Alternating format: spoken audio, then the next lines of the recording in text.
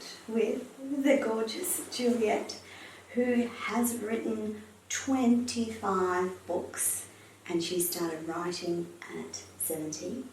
And I have a particular question that I wanted to talk to you about, Juliet.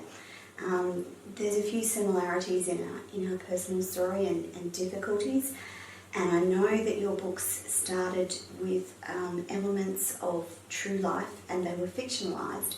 So I really am keen to explore that question around how difficult is it to write from traumatic experiences that happened in real life and convert them to a fictionalised story, as you've done. Yes, that's a really, really good question, which we could, sit here and talk about for hours, I would imagine. But it is very tricky. I've often wondered what it would be like to write a memoir, something that I've never done, and I feel that for me, putting my real life experience as it was into a book would be just too hard. At the moment, some of those, despite the fact that it was long ago, there's still trauma attached to the events and the people, and that would be one reason that would make it, I feel like I wouldn't be very controlled if I wrote that down, that it would be difficult for people to read. I've never actually fictionalised it in the way of giving people different names or perhaps slightly changing the setting, but really have it be my personal story. However, when I wrote the first book I did, which was based on a fairy tale, so it was way away from, appeared to be far from my real experience. What was real was the emotions of the central character when she went through trauma and the responses of other people around her. So in a sense that my own bad experience played into creating a different story. So I am not the central character of that book at all. She narrates her own story. But the emotional blows and the difficulties and the challenges that she faces are definitely based on my experience, as are her relationships with other characters, based on, particularly as a woman dealing with men in her life. There are different men in that story. Some of them are brutal and villainous. One in particular is extremely kind and steady and trustworthy, but it takes her a long time to see that in him because her experience has, she's fearful, she's shut in. So that's, in terms of how do you do it, it's probably going to be different for every writer, how much of their own experience. There's another reason, I guess, for not putting the literal truth, if you like, of your own experience on the page, and that is that there may be still people around in the world who don't want their part in that story to be made public, and that's a whole other hurdle.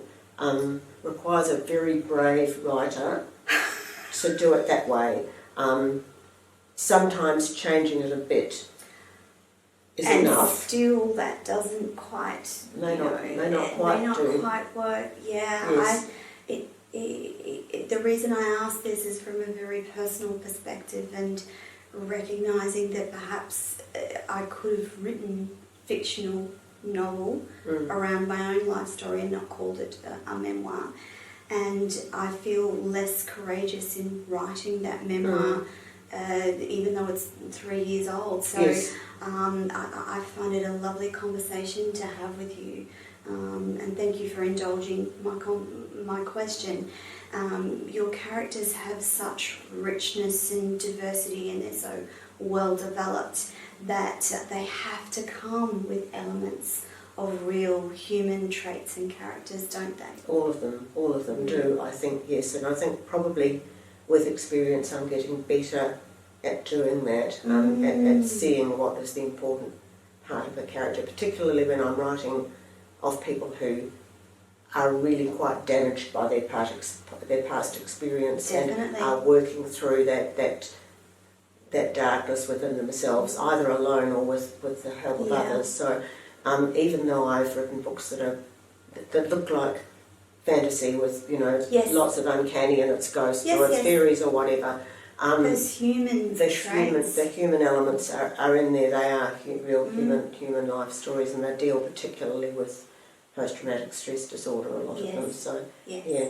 I'm just going to give you a tiny correction. I didn't start writing at 70. I started writing at 40-something. So, But it wasn't yes. published. Otherwise, no, it was published. It was So published. I don't quite know what that is, but certainly because my first book was actually published when I was 50. That's when it was. I'm now That's 70-something, and Yes, I've done since that yes. first book came out in So it was 1998. 50 when you started. About a and- book a year, yeah, Yes, that's a right. book a year. Otherwise, that's I what would have I'm written 25 books in 2.5 years or something, which would have been thinking. Which I'm sure you can. Would be. That would be impossible. not the Because size your of books that I yes, write. Exactly. Juliet, thank you so much for your 5 minutes of your time. I really appreciate it, and thank you for sharing with me from your heart. Well, thank you Thanks, very Juliet. much. I've really enjoyed it. Thank you.